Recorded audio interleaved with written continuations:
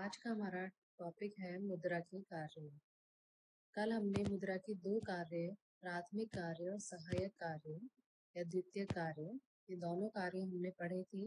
उनके अंदर जो उनके और फर्दर क्लासिफिकेशन थे या फर्दर उनमें जो पॉइंट्स थे उनका अध्ययन करा। आज हमारा है तीसरा मुद्रा का तीसरा कार्य, कंटीजेंट फंक्शन और आकस्मिक कार्य। आकस्मिक कार्य में हमारा पहला पॉइंट है साख का आधार या बेसिस ऑफ क्रेडिट। हम सब जानते हैं कि मुद्रा ही साख सृजन का आधार है। कोई भी साख प्रपत्र मुद्रा की उपलब्धता के बिना प्रयोग में नहीं लिया जा सकता। जैसे हम जानते हैं कमर्शियल बैंक जो होते हैं, व्यापारिक बैंक जो होते हैं, वो साख सृजन का कार्य करते हैं, लेकिन वो साख सृजन का कार्य अपने संचय या कोष रखे बिना, मतलब मुद्रा के रूप में वो एक कोष रखते हैं, पर्याप्त कोष रखा जाता है जिसके आधार पर वो साख सृजन का कार्य करते हैं। अर्थात हम कह सकते हैं व्यापारिक बैंक भी मुद्रा के बिना साख सृजन का कार्य नहीं कर सकते। उसी प्रकार यदि हम एक इंडिविजुअल या एक व्यक्ति की बात करें तो हम भी चेक वगैरह जो लिखते हैं वो कब लिख सकते हैं, जब हमारे खाते में पर्याप्त राशि है। अर्थात खाते में पर्याप्त राशि होने पर ही हम ये जो नियर मनी है, निकट मुद्रा के जो साधन हैं, चेक, बिल्स ऑफ एक्सचेंज, ये सभी काम में ले सकते हैं। तो किसी भी प्रकार की साख हो, चाहे वो व्यक्तिगत रूप में हो या सामूहिक रूप में हो, साख सृजन का कार्य मुद्रा के द्वारा ही या मुद्रा के आधार पर ही किया जा सकता है, या हम कह सकते हैं मुद्रा ही साख सृजन का मुख्य आधार है। दूसरा हमारा है point distribution of national income, राष्ट्रीय आय का वितरण। हम ये जानते हैं कि उत्पादन एक जटिल या एक सामूहिक प्रक्रिया होती है। उत्पादन मतलब कह सकते हैं उपयोगिता का सृजन करना उत्पादन कहलाता है, लेकिन उत्पादन किसी एक के द्वारा नहीं किया जाता। उत्पादन के जो 5 साधन हैं, उन साधनों की सहायता से हम उत्पादन करते हैं। तो कुल उत्पादन जो हुआ, उत्पादन के साधनों ने मिलकर उत्पादन के 5 साधन जैसे भूमि, श्रम, पूंजी, साहस, संगठन, इन पांचों ने मिलकर जो जॉइंट एफर्ट्स किए, उससे जो प्रोडक्शन हुआ, जो टोटल प्रोडक्शन हुआ, जो कुल उत्पादन हुआ, कुल उत्पादन तथा उससे प्राप्त होने वाली आय जो होती है, उस आय को इन सभी साधनों के सामूहिक प्रयास के अनुसार बांटा जाता है। क्योंकि वो आय किनका परिणाम है, इन सभी साधनों के सामूहिक प्रयास का परिणाम है। तो जिसका जितना प्रयास है उसके अनुसार हम उसको पे करते हैं।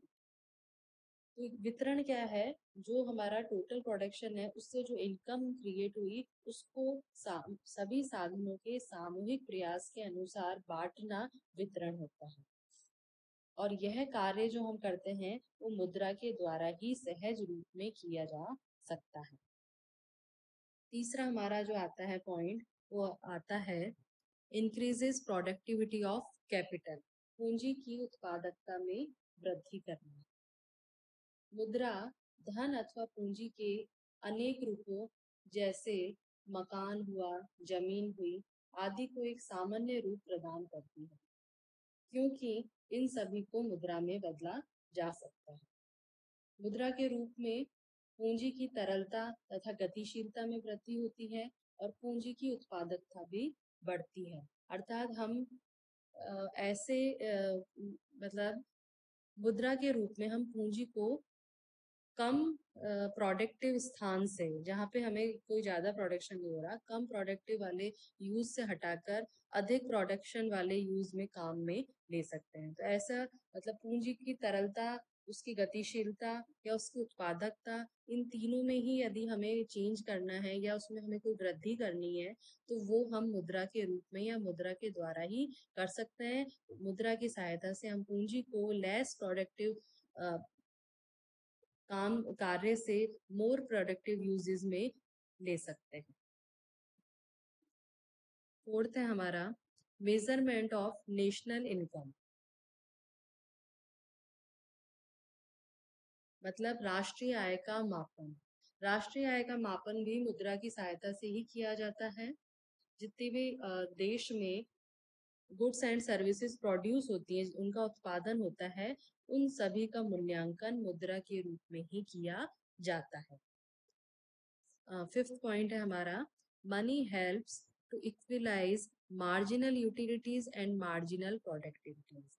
मुद्रा सीमांत उपयोगिताओं और सीमांत उत्पादकता को समान करने में सहायता करती है। अर्थात हमने पढ़ा था फर्स्ट ईयर में law of equi marginal utility, सम सीमांत उपयोगिता में, तो उसकी क्रियाशीलता भी हम मुद्रा के द्वारा ही देख सकते हैं।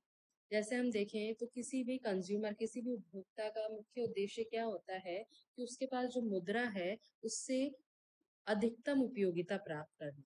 और इसी तरह से यदि हम प्रोड्यूसर की बात करें तो उसका मेन एम क्या होता है कि वो minimum cost per maximum production, मतलब न्यूनतम लागत पर अधिकतम उत्पादन कर सके।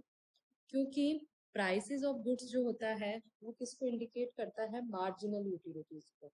और किस रूप में एक्सप्रेस किया जाता है, उसको हम मनी के रूप में एक्सप्रेस करते हैं। तो मनी, मुद्रा ही उन विभिन्न वस्तुओं की जो मार्जिनल यूटिलिटीज है उसको इक्वलाइज, उसको बराबर करने में सहायता करती है।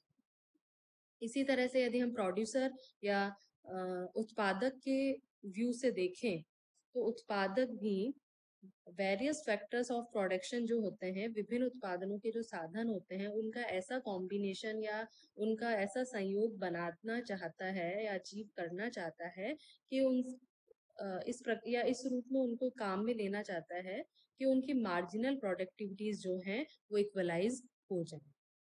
तो ये जो है कंज्यूमर के केस में या प्रोड्यूसर के केस में मार्जिनल यूटिलिटी या मार्जिनल प्रोडक्टिविटी जो है वो इक्वलाइज किसके द्वारा किया जा सकता है, मुद्रा के द्वारा ही किया जा सकता है। अब हमारा लास्ट फोर्थ वाला पॉइंट आता है, अदर फंक्शंस, मुद्रा के अन्य कार्य।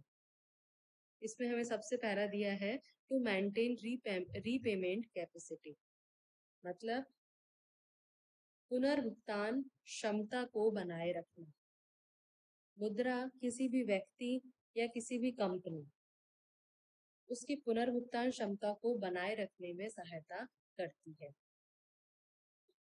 कोई भी कंपनी हो, कोई भी व्यक्ति हो, वो एक अपना सर्टेन अमाउंट, मतलब उसकी जो भी इनकम होती है उसका एक निश्चित भाग, अपनी संपत्ति का या अपनी आय का एक निश्चित भाग तरल रूप में अर्थात मुद्रा के रूप में रखता है। और उसके पीछे उसका उद्देश्य क्या होता है कि उसको यदि कोई उसका कोई भुगतान करना पड़ जाए, उसको मतलब उसको कोई लोन वगैरह का रिपेमेंट करना हो, मतलब उसकी पुनर्भुगतान क्षमता को वो बनाए रखता है मुद्रा के द्वारा। तो हर व्यक्ति, हर कंपनी अपनी संपूर्ण आय या अपनी संपूर्ण संपत्ति का कुछ भाग मनी के रूप में, लिक्विड फॉर्म में रखता है, तरल रूप में रखता है, जिसके पीछे उसका एम क्या होता है, अपनी पुनर्भुगतान क्षमता को बनाए रखना। इसके बाद हमारा इसमें दूसरा पॉइंट आता है, गिव्स लिक्विडिटी टू कैपिटल, मतलब पूंजी को तरलता प्रदान करना। ये हम पहले भी पढ़ चुके हैं कि मुद्रा के माध्यम से ही पूंजी को तरलता दी जा सकती है, अर्थात हम उसको लेस प्रोडक्टिव यूज से मोर प्रोडक्टिव यूज में आसानी से ट्रांसफर कर सकते हैं, और ये मुद्रा के द्वारा ही संभव। तीसरा हमारा पॉइंट आता है, डेफिसिट फाइनेंसिंग हिनार्थ प्रबंधन। अर्थव्यवस्था के संचालन के लिए हमें अनेक विकासात्मक कार्य करने होते हैं।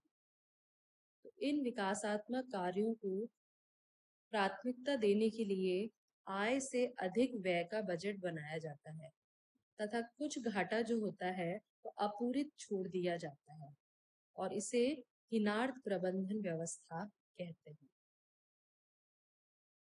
इस प्रकार मुद्रा के माध्यम से हिनार्थ प्रबंधन तकनीक का प्रयोग कर विकास के लक्ष्य प्राप्त किए जाते हैं। अर्थात हिनार्थ प्रबंधन क्या है कि एक्सपेंडिचर ज्यादा हो गए रेवेन्यू से, सरकार के रेवेन्यू से ज्यादा एक्सपेंडिचर हो जाते हैं, तो वो जो गैप है उसको पूरा करने के लिए या तो हम नई करेंसी इशू करते हैं, नई मुद्रा निर्गमित करते हैं, या हम पब्लिक डेब्ट सार्वजनिक ऋण का सहारा लेते हैं।